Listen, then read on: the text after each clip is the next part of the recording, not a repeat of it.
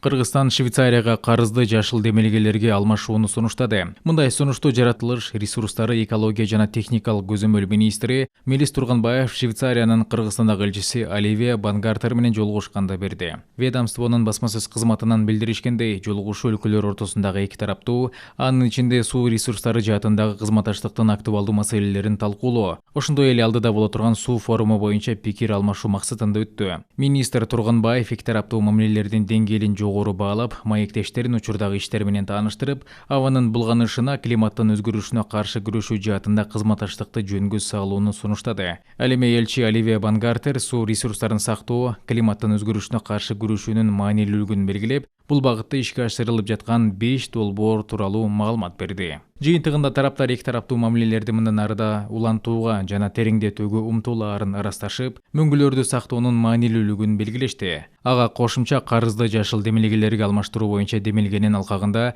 кызматташуу мүмкүнчүлүгүн кароо макулдашылды.